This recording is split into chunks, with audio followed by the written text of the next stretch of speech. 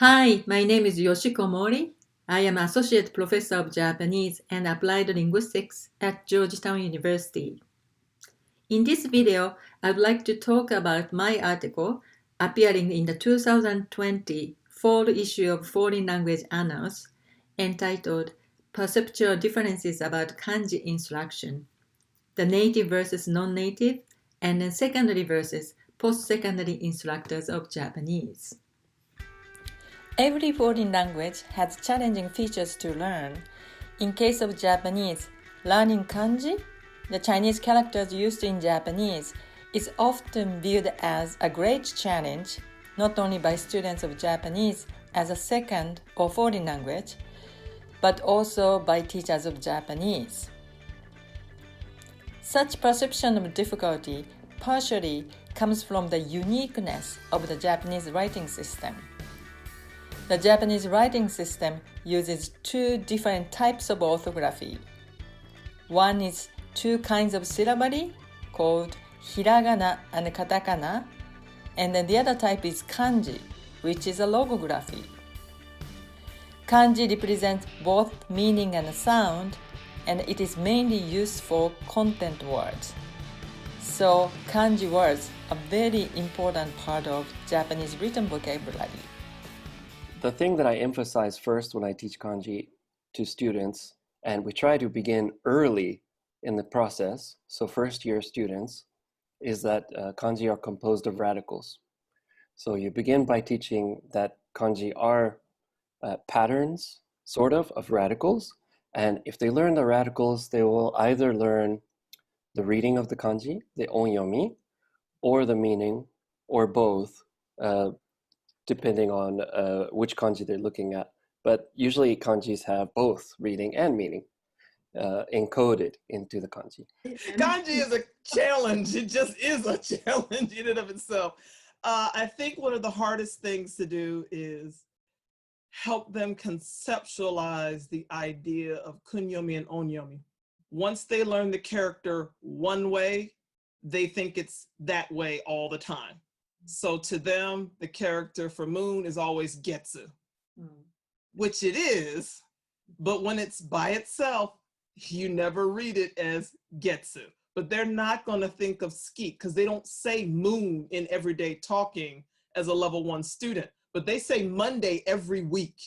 Every Monday we do every weekday we do the date of the week and the date. And so they read Getsuyobi quite frequently.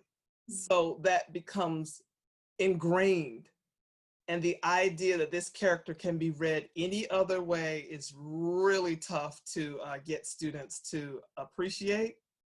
And then also, they know more vocabulary than they know characters. So when they find a vocabulary word that has the same pronunciation, they assume they can use that kanji in that context. And so the students who are a little more advanced, who want to try new things, they will write it. And I'm so happy that they tried, but I'm sorry, you cannot use this character this way. It's the same sound, but it doesn't fit here. And so it's a long time before they have enough characters to choose from to use in a variety of places, and that's tough for them. One reason why kanji instruction is challenging is that there are a large amount of knowledge and skills that must be acquired. Learning kanji involves visual, semantic, and phonetic analysis of hundreds of characters consisting of multiple parts and then compound words that are composed of multiple characters. However, in many cases, only limited class time is allocated to character instruction because Japanese language instruction is often aimed at the developing spoken and written proficiency at the same time. This means that the teachers of Japanese must constantly make decisions about what to teach in class and what to leave to independent study outside of the classroom when it comes to teaching kanji. The biggest challenge is to know that the students really learned it and in a online setting, as I showed you last week, we can write together, but whether they retain it 5 minutes later is always a question. One of the biggest challenges is probably the finding the time, and there was so much to cover during the semester, and I just don't have time to spend a lot of time during class to teach kanji. And I think that my time or students' time is better spent if we practice speaking, listening, maybe reading comprehension, things like that. The learner is not from a Chinese character-based culture. They won't have any sort of basic understanding. So it'll take them quite a while to get used to stroke order and just the idea that how to use kanji, I suppose. And the other issue is if they are from a country in which, or a culture in which Chinese characters are used, often they will revert to Chinese kanji, and those are often, they either have a different meaning sometimes. Stroke order can be different, which is interesting, or it's just a further simplified kanji as well. So those are also not acceptable. So just getting maybe native Chinese speakers out of this habit is difficult. Educational research has shown that the teacher's decision-making, behaviors, and classroom practices are influenced by their underlying thoughts, knowledge, and beliefs about learning and instruction. Research also suggests that individual teachers' perceptual development reflects not only their learning and training experiences, but also socio-educational context in which their profession is situated. If this model applied to kanji instruction, teachers of Japanese with different ethno-linguistics and learning backgrounds, and those who teach in different educational contexts, are expected to have different perceptions about kanji and kanji teaching strategies. One source of perceptual differences can be found in the native status of language teachers. The native versus non-native speaker dichotomy has been challenged by the notion of multi-competence in a single mind, but non-native speaker teachers have often been compared with native teachers based on student perceptions and through teachers' self-identities. In this study, the native versus non-native status was defined by teachers' self-identifications. When students comes to me about kanji learning, I always say, you have to write. I'm old. Unless you're a really good visual learner, you look at something and you can recopy them. Then that's one thing, but I was never that way. So in order for me to memorize kanji for my kanji quiz during elementary school and things, I had to write many times. And you also have to kind of say it. You can't just write them without really thinking about it. So, if you say komaru, komaru. For example, the word for young boy or young man has the color blue in it. And that's a cultural piece. It's something fresh and something new, seinen. But we would never think about that as English speakers, to equate blue with young and fresh.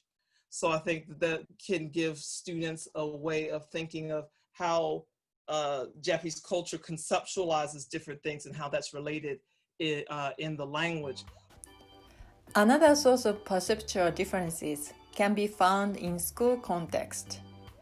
Secondary school teachers, for instance, teach younger students who are cognitively and intellectually different from college students. Furthermore, secondary school teachers face a number of constraints coming from class composition, school administrations, standardized curriculum and assessment, state policies, and other socio-educational restrictions compared with college instructors who are granted relatively more academic autonomy. As a result, secondary school teachers and college instructors are expected to develop different management and instructional skills to teach different types of students. Motivated by these line of thought, this study explored perceptual differences between native and non-native teachers of Japanese on one hand, and between secondary and post-secondary school instructors on the other. I also ask students, do they have any ideas for how to remember this kanji? And one I remember for furui, old furui, a student said it looks like a cemetery, a gravestone, and that, old people die. So that helps her remember. So I thought that was a good one. And I think many non-native, many learners completely think outside the box compared to what a Japanese, even a non-native teacher like me, will think is the right way to approach kanji. I'm always thinking for a different way to teach. There are fun games and things like that that's going around. I always look, but I just don't have time. I've done with online during the Zoom.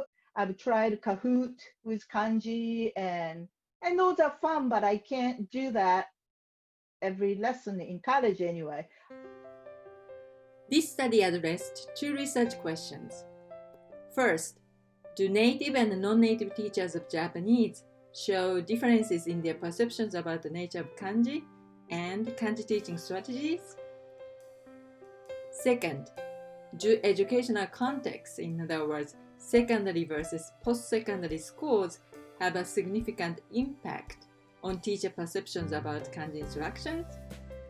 In order to demonstrate the effect of native status and the school level on teacher perceptions, I first identified quantifiable perception variables. I created a Likert scale kanji questionnaire that was modeled on the instrument used in my previous studies. The questionnaire used in this study consisted of 3 parts.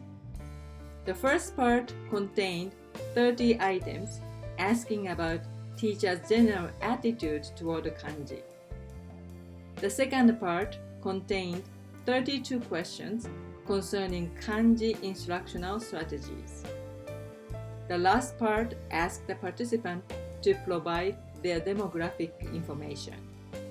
I made a questionnaire available on Google Form, and I invited as many teachers as possible to participate in the survey through newsletters of Local Association of Teachers of Japanese. I received 199 usable responses from teachers of Japanese across the United States. I performed principal component analysis on the participants' responses to each part of the questionnaire. The principal component analysis identified 6 attitude components and 7 instructional strategy factors. So I had 6 attitude variables as one set of dependent variables and 7 instructional strategy variables as another set of dependent variables. In order to examine perceptual differences between native and non-native teachers, I performed multivariate analysis on each set of dependent variables with native status as the between subject variable. Unfortunately, the main effect of native status on the set of the attitude variables was not statistically significant. However, the main effect of native status on the set of the strategy variable was statistically significant. Mean comparisons revealed that non-native teachers rated the effectiveness of sound, memory, and context-based strategies higher than native teachers, and native teachers rated the effectiveness of morphological analysis higher than non-native teachers. In other words, native and non-native teachers in general perceive the nature of kanji in a similar manner, but they considerably differ in their approaches to kanji instruction. Non-native teachers reported to use a wider range of memory-enhancing strategies than native teachers, and native teachers are more likely to bring students' attention to how characters are combined. In order to examine perceptual differences between secondary and post-secondary teachers, I performed multivariate analysis on each set of the dependent variables, with school level as a between-subject variable.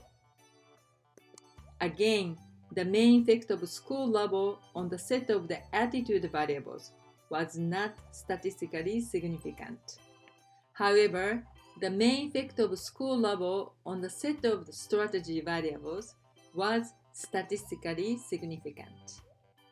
Mean comparisons reveal that college instructors showed stronger beliefs in the effectiveness of rote memorization strategies and less confidence in their own kanji teaching abilities than secondary school teachers. In contrast, secondary school teachers rated effectiveness of memory strategies higher than college instructors. In other words, secondary and post-secondary school teachers are similar in their general attitude toward kanji, but they take different approaches to kanji teaching. Secondary school teachers are more likely to implement fun, memory-enhancing activities in their kanji instruction. It was rather unexpected that college instructors were not as confident in their kanji teaching abilities as expected, and that they were more likely to rely on rote memorization strategies than secondary school teachers. Kanji is fun and important, and when I start kanji after we do hiragana and basic greetings and so forth, I always emphasize that because kanji has meaning, you can see what the sentence is about. If you see the kanji for taberu, you know the sentence has something to do with food or eating, because of the meaning associated with that kanji. And then if you have a combination of two kanji, if you know the meaning of each one, then you can think about how they connect. And nowadays, there are so many apps for flashcard, for kanji and things. And I keep telling them, don't assume that you know how to write them just because you knew it by looking at the online flashcard, because you want to make sure you can actually write them for quizzes and things like that. I've given a few kanji workshops at American University, and the students really love it, even the ones who aren't taking Japanese. They're just fascinated by the history of Chinese characters and how they function and the aesthetics, how they look, and they really enjoy this. And I think it's a real draw if you want to have students take Japanese. This is the thing that visually attracts them first. We need to ensure that they get to practice kanji and get a little confidence. Then they'll really enjoy it. I love kanji. I love them. Though I admit it is a long road to becoming a proficient reader in Japanese. But to me, it's like a puzzle, 2,000-piece puzzle. And every day you're putting in another piece until you finally finish the whole puzzle. And my puzzle is not 100% complete, but it is much closer to completion than it was when I started Japanese at age 15. More details about the study and the pedagogical implications are presented in the article. To conclude this video, I'd like to emphasize that the language teachers reflect upon their own instructional practices from multiple perspectives, but they show different perceptions that can be attributed to their learning and professional experiences. Thank you for watching. I hope you find this study interesting and relevant to your work. If you have a question about the study, feel free to contact me.